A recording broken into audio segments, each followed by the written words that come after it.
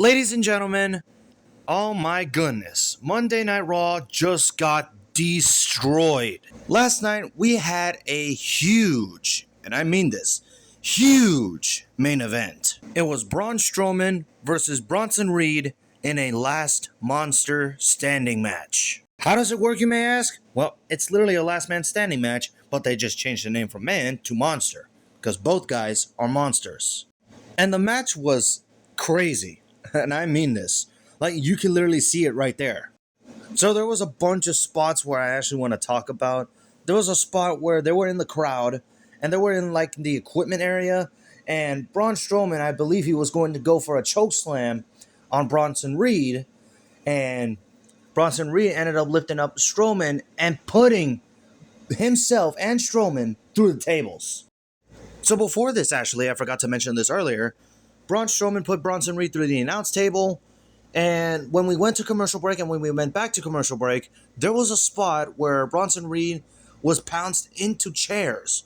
But I kind of have a feeling that Braun Strowman might be a little injured. Like, I know he's supposed to be running at full speed, but he was just, like, limping, like, very slowly. Like, I hope he's all right. Now, they went back to ringside, and the barricades was already broken. The timekeeper's area barricade was already broken. Braun Strowman was standing, or trying to stand up, but Bronson Reed completely pounces Strowman onto another barricade that literally took some fans out. I'm sure that those were planted fans, but if those were real fans, like if they got hurt seriously, there will be a lawsuit against WWE. So WWE officials come out like Adam Pearce, Jason Jordan. We also got security guards trying to check on the fans. Bronson Reed hits Braun Strowman with 2 tsunami splashes. Surprised the ring didn't break at the time. But he wanted the referee to count because it was a last monster standing match. So the referee was distracted with the knocked out fans. Reed put his hands on the ref, just dragging him, and Adam Pearce confronts him and, hey, you cannot be doing that. But Bronson Reed, like, he is unhinged. He literally puts his hands on Adam Pearce. Like, Adam Pearce was, like, his life was in danger. The other WWE official, Jason Jordan, comes in, and a bunch of security guards try to separate Bronson Reed and Adam Pearce. But all of a sudden, Braun Strowman is on the top rope and dives onto everybody, just taking everybody out. Bodies are everywhere. Bronson Reed and Braun Strowman are back in the ring. And Braun Strowman wanted to do another dive. Like, he wanted to do something big. Of course. Yeah, big Bronson Reed. Yeah. But out of nowhere, Bronson Reed throws a chair onto the face of Braun Strowman. And what we are seeing right now is what exactly happened last night on Raw. The ring is dead. The ref is dead. Security guards are dead. The table is dead. Barricades are dead. Fans are dead. I'm saying dead. I don't know how many times I've already said that. But the thing that surprised me is that the referee immediately got back up because he knew that the match was still going on. So as the referee was counting, I believe he was on like 5 or something like that, Seth Rollins makes a return and gets his revenge on Bronson Reed. Because if you guys forgot, Bronson Reed was the one who took out Seth Rollins on the night after SummerSlam.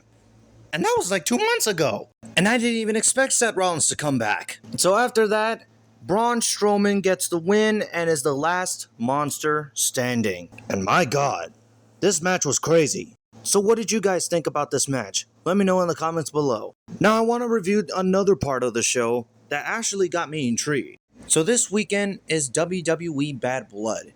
And the biggest match that is happening on that show is CM Punk versus Drew McIntyre inside Hell in a Cell. And I heard rumors that this match might not main event the show. Are you kidding me?